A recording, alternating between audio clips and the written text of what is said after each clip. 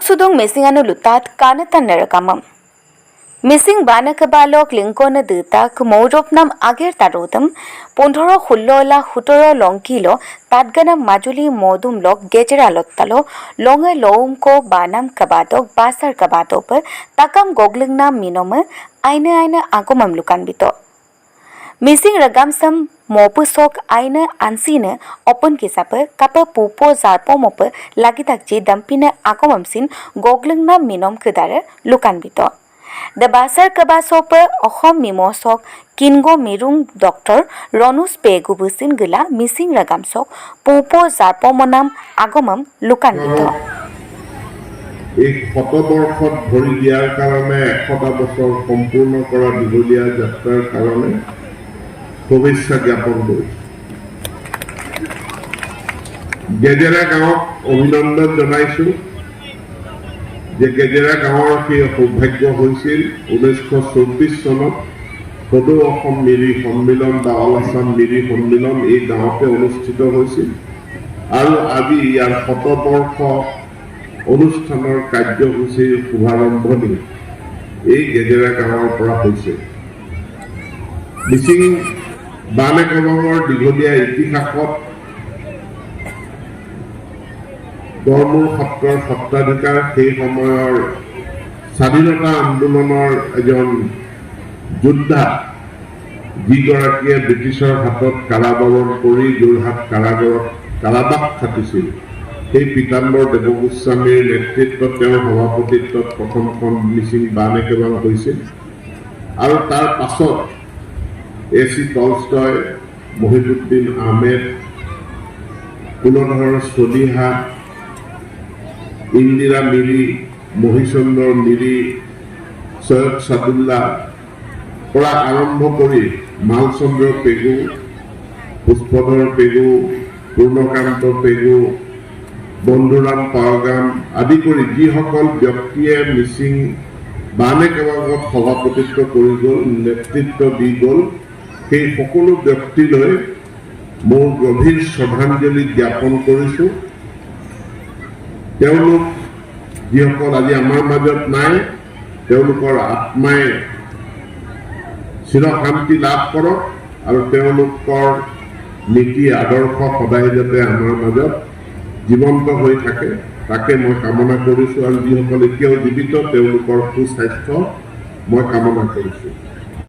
নিৰ্দেশনা গোগামুখ মিটিঙত যি হৈছিল এইখিনি মই পঢ়ি আহিছোঁ আৰু সভাপতি ডাঙৰীয়াই জনাইছে যে এই মিচিং জাতিসত্তাৰ ছ'চিয়েল গভাৰ্নেন্সক আগুৱাই নিয়াৰ কাৰণে মিচিং বানেকেবাঙে এতিয়া কাম কৰিছে আৰু কৰি যাব।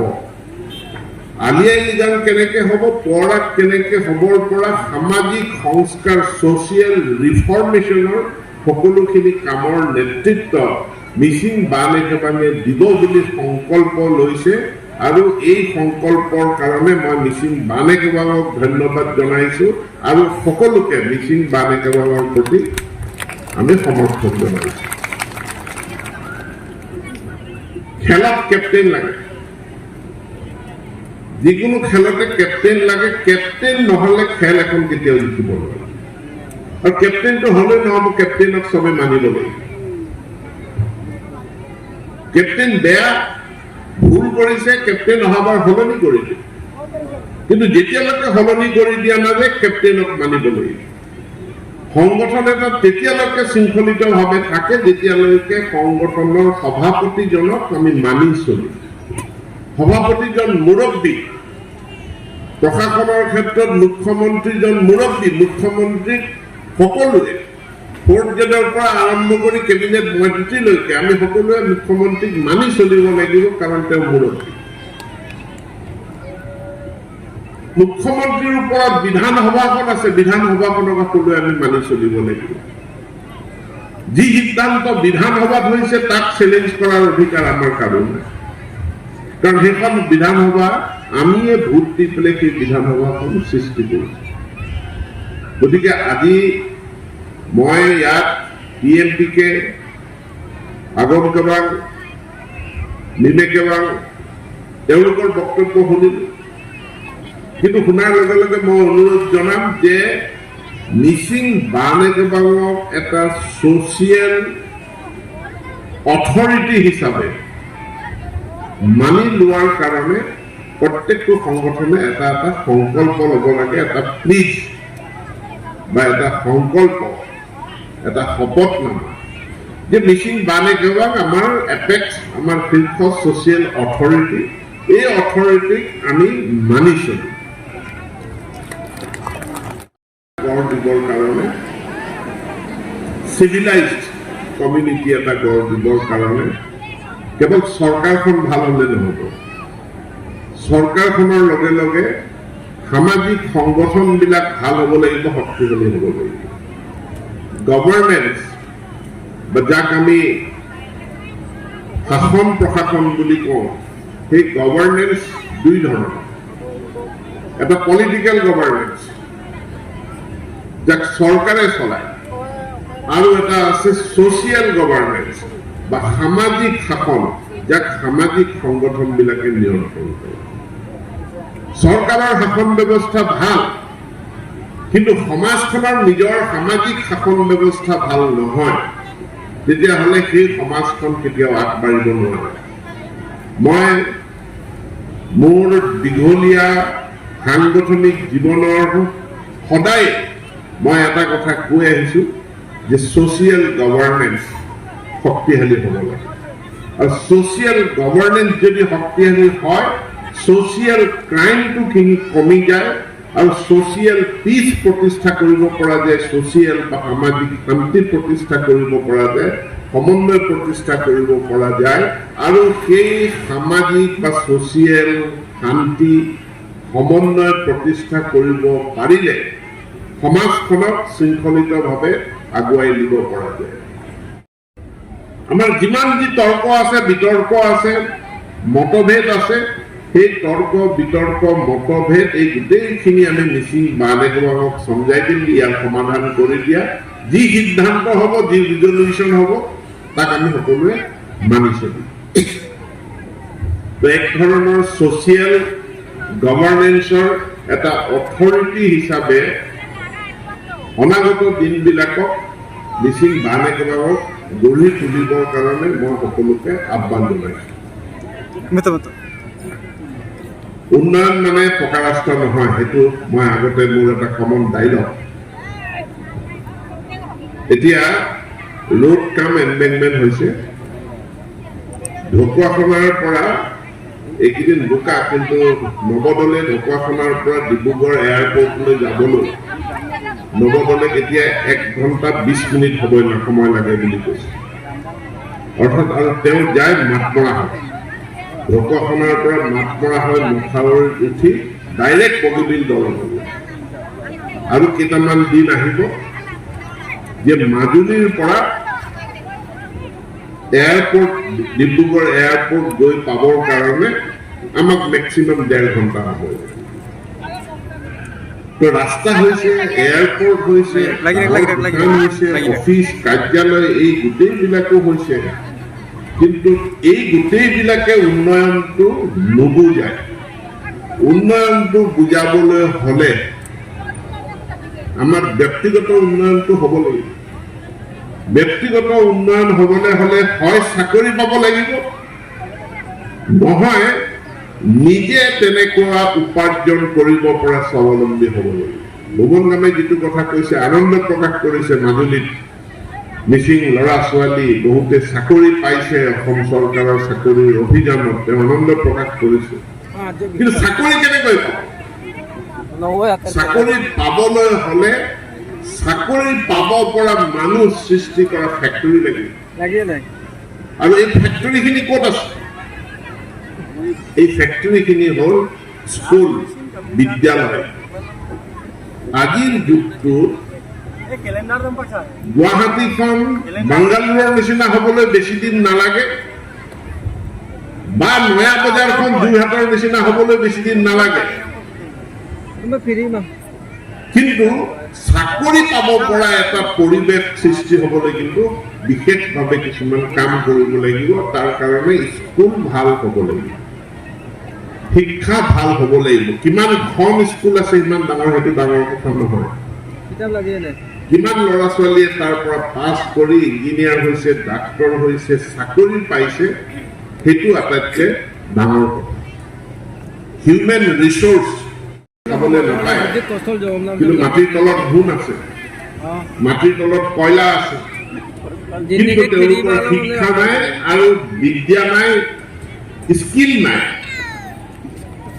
হাতৰ কৌশল নাই, যাৰ কাৰণে মাটিৰ তলত ধন থকাৰ পাছতো তেওঁলোক দুখীয়া, তেওঁলোকৰ দুবেলা দুমুঠি খাবলৈ তেওঁলোকৰ ভাত নাই। সম্পদ আমাৰ আছে। আজি মই গোটেই অসমখন ঘূৰিছো, মোৰ বেমাৰ চোৱা ডাক্তৰত কোনো কম্প্ৰমাইজ হ'ব নোৱাৰে। সেই ওলোটা বেজি দিলে মোৰ মৃত্যু হ'ব, তাত মই কম্প্ৰমাইজ কৰিব নোৱাৰো। এতেকে PMBK উপস্থিত আছে যে কেৱল চৰকাৰে কাম কৰিব নোৱাৰে, এটা সামাজিক প্ৰচেষ্টাৰ জৰিয়তে আমি আমাৰ বিদ্যালয়বিলাক কেনেকে আমি ভাল কৰিব পাৰো। আজি ইয়াত শংকৰদেৱ শিশু নিকেতনৰ পৰা ছাত্ৰ ছাত্ৰী কিছুমানে নৃত্য প্ৰদৰ্শন কৰিলে। শংকৰদেৱ শিশু নিকেতন বেচৰকাৰী শিক্ষানুষ্ঠান, বিদেশৰ পৰা পইচা নাহে তেওঁলোকৰ, ইয়াতে তুলি মেলি তেওঁলোকে বিদ্যালয়সমূহ চলাইছে। 4,000-5,000 টকাৰ দৰমহা পায়, কিন্তু তাৰ পাছতো সেই বিদ্যালয়সমূহৰ পৰা সেই বিদ্যালয়ত এনেকুৱা ভাল গুণগত শিক্ষা প্ৰদান কৰি আহিছে, যাৰ ফলস্বৰূপে তাত ভাল হিউমেন ৰিচোৰ্চৰ সৃষ্টি হৈছে, হিউমেন ৰিচোৰ্চ প্ৰডাকশ্যন হৈছে। আমাৰ বিদ্যালয়বিলাক আমি কিয় ভাল কৰিব নোৱাৰো? আমাৰ বিদ্যালয়বিলাক ভাল কৰাৰ কাৰণে এটা চৰকাৰখনেও এটা আন্দোলন আৰম্ভ কৰিছে আৰু ৰাইজেও ইয়াক এক আন্দোলনলৈ ৰূপান্তৰিত কৰিব লাগে। অসম চৰকাৰে আগতে ধানৰ দাম আছিল 800 টকা, 900 টকা, বাঢ়িলে খুব বেছি ভাল হলে 1100 টকা। অসম চৰকাৰৰ ধানৰ ৰেট 2045 টকা, কিন্তু বেৰিয়া মিলে ধেমাজিত ধান কিনি আছে 2,500 টকা। এই যে ধানৰ দামটো বাঢ়িছে, তাৰ সুবিধাটো কিন্তু আমি যিমান ল'ব পাৰিব লাগে, ধান উৎপাদন বৃদ্ধি কৰি, যে ধানৰ বেপাৰটো এতিয়া বহুত ভাল বেপাৰ। 1 কুইণ্টল ধানৰ উৎপাদনৰ খৰচ মেক্সিমাম 1,000 টকা, কিন্তু 1 কুইণ্টল ধান চৰকাৰীভাৱে 2,045 টকা, বেচৰকাৰী বেপাৰীয়ে তাতকে বেছি দি কিনি আছে, 2,500 টকাত কিনি আছে। কিন্তু সেই ধান উৎপাদন কৰা আন্দোলনটো ক'ত? বেপাৰীয়ে কৈছে আমাক ৰঞ্জিত লাগে, আমি ৰঞ্জিত খেতি কৰা নাই। বেপাৰীয়ে কৈছে আমাক মিহি চাউল লাগে, ধান লাগে, আমি উৎপাদন কৰিব পৰা নাই। বেপাৰীয়ে কৈছে আমাক আইজং লাগে, আমি উৎপাদন কৰিব পৰা নাই। সেইকাৰণে উৎপাদন কৰিব নোৱাৰাৰ কাৰণে 2,500 টকাৰ দামটো পোৱাৰ পৰা আমি বঞ্চিত হৈ আছো। কিন্তু ইয়াক যদি আমি ইয়াকো যদি এটা আন্দোলনলৈ ৰূপান্তৰিত কৰিব পাৰো, ই অৰ্থনীতিটোক শক্তিশালী কৰিব। এইবাৰ চৰকাৰে কৈছে সৰিয়হটো আমি মিনিমাম ছাপোৰ্ট প্ৰাইচ দিম। তাৰমানে আগতে সৰিয়হ খেতি কৰে, দাম কি হ'ব আপোনাৰ গেৰাণ্টি নাই, 3,000 হ'ব পাৰে, 4,000 হ'ব পাৰে, বা কমি পেলাই 1,700 টকাও হ'ব পাৰে। চৰকাৰে কৈছে নহয়, আপুনি সৰিয়হ খেতি কৰক, মই 5,400 টকা দি আমি সৰিয়হ কিনি ল'ম। এতিয়া বেপাৰীয়ে যদি তাতকে বেছি দিয়ে আপুনি বেপাৰীক বিক্ৰী কৰিব, আৰু বেপাৰীয়ে যদি তাতকে বেছি নিদিয়ে তেতিয়াহ'লে আপুনি অসম চৰকাৰক বিক্ৰী কৰিব। যাতে গাঁৱৰ অৰ্থনীতিটো আমি শক্তিশালী কৰিব পাৰো, কাৰণ আমাৰ হাতত মাটি আছে। যদি আমি এই কেছ ক্ৰপ নিচিনা ধান আৰু সৰিয়হৰ উৎপাদন যদি আমি বঢ়াব পাৰো, বেপাৰীক যিটো কোৱালিটিৰ ধান আৰু সৰিয়হ লাগে সেইটোৱে যদি আমি উৎপাদন কৰি দিব পাৰো, ই আমাৰ অৰ্থনীতিটোক শক্তিশালী কৰিব। শক্তিশালী হলে আমি ল'ৰা ছোৱালীক কোৱালিটি এডুকেশ্যন দিব পাৰিম, ল'ৰা ছোৱালীক কোৱালিটি স্কিল আমি দিব পাৰিম, আৰু কোৱালিটি স্কিল এডুকেশ্যন দিব পাৰিলে তেওঁলোকৰ ভৱিষ্যতটো আমি সুৰক্ষিত কৰিব পাৰোঁ। এতেকে আমি যিসকল চৰকাৰত আছো, ৰাস্তা লাগে, মথাউৰি লাগে, দলং লাগে, এইটো আমালৈ এৰি দিয়ক, আমি কৰি আছো, কৰি থাকিম। কিন্তু আপুনি আপোনাৰ ল'ৰা ছোৱালীৰ কি হ'ব এই কথাটো চিন্তা কৰক। আপোনালোকক মই এটাই চিন্তা কৰিব দিছো যে ল'ৰা ছোৱালীৰ ভৱিষ্যত কি হ'ব এইটো চিন্তা কৰক। আৰু ল'ৰা ছোৱালীৰ ভৱিষ্যত যদি ভাল কৰিবলৈ স্কুলখন ভাল কৰিব লাগে, তাৰ কাৰণে লাগি যাব স্কুলখন ভাল কৰিব। স্কুলত টিচাৰ নাহে মোৰ মাক হয় বুলি মনে মনে নাথাকিব। স্কুলত ৰেগুলাৰ ক্লাছ নহয় মোৰে লগৰ মাক হয় বুলি মনে মনে নাথাকিব, তাক প্ৰতিবাদ কৰক। নিয়মিত স্কুলত ক্লাছ হ'বই লাগিব, স্কুল ভাল হ'ব লাগিব। কাৰণ সেই স্কুলতে মোৰ ল'ৰা ছোৱালী পঢ়িব, সেই স্কুলত পোৱা শিক্ষাৰ জৰিয়তে মোৰ ল'ৰা ছোৱালীয়ে কাইলৈ চাকৰি এটা পাব, বা মোৰ ল'ৰা ছোৱালীয়ে সেই শিক্ষাৰ জৰিয়তে নিজকে স্বাৱলম্বী কৰি প্ৰতিষ্ঠা কৰিব। এই এটা সামাজিক শৃংখলাৰ আন্দোলন আৰু আনটো শিক্ষাৰ আন্দোলন এটা গঢ়ি তোলাৰ কাৰণে মই সকলো ৰাইজক মই আহ্বান জনাইছো। আৰু এই লক্ষ্যত PMPK, MMK, মিমে কেবাং, দিলবি কেবাং, আগম কেবাং, মিচিং বানে কেবাং হৈ সকলোৱে এই লক্ষ্যত শৃংখলিতভাৱে ইয়াক টাৰ্গেট কৰি লৈ কাম কৰাৰ কাৰণে এটা পৰিকল্পনা যুগুত কৰি এটা মাছ আন্দোলন, এটা গণ আন্দোলনৰ ৰূপত এই কাম কৰিবৰ কাৰণে মোৰ ফালৰ পৰা মই আহ্বান জনাইছো। আৰু মিচিং বানে কেবাঙে যিখিনি সমাজ সংস্কাৰৰ যিখিনি কাৰ্যসূচী গ্ৰহণ কৰিছে, এই কাৰ্যসূচীখিনিৰ প্ৰতি মোৰ সম্পূৰ্ণ সমৰ্থন জনাই আৰু এই কাৰ্যসূচী ৰূপায়ণত মোৰ সকলো ধৰণৰ সহায় সহযোগিতা থাকিব, সেইটো মই ইয়াতে উল্লেখ কৰিছো। শেষত এটা কথা ক'ব বিচাৰিম যে গুৰুত্ব দৌলিপলৈ এলাম কেবালক ৱৰ্কিং প্ৰেচিডেণ্ট একলব্য গামডুডু, ভাইচ চেয়াৰমেন দেদু মল অসম চৰকাৰৰ মুখ্যমন্ত্ৰী, তেওঁ অসমৰ বিভিন্ন ইণ্ডিজিনাছ ফেইথ এণ্ড কালচাৰৰ সংগঠনবিলাকলৈ অনুদান আগবঢ়াইছে। অসম চৰকাৰে এটা নতুন বিভাগ খুলি লৈছে, বিভাগটোৰ নাম হ'ল indigenous and tribal faith and culture do. এই নিজৰ ফেইথ এণ্ড কালচাৰক প্ৰিজাৰ্ভ কৰা, তাক সন্মান কৰা, তাক সুৰক্ষিত কৰাৰ কাৰণে চৰকাৰেও সাহায্য কৰিব, কিন্তু তাৰ লগে লগে সামাজিকভাৱেও তাৰ এটা প্ৰচেষ্টা আগবঢ়াবৰ কাৰণে মই সকলোকে তাত সহযোগিতা কৰিবৰ কাৰণে দৌলিপলৈ এলাম কেবাঙৰ লগতো সহযোগিতা আগবঢ়াবৰ কাৰণে মোৰ ফালৰ পৰা মই বিনম্ৰ আহ্বান জনাইছো। বমেৰু দৌলিপল।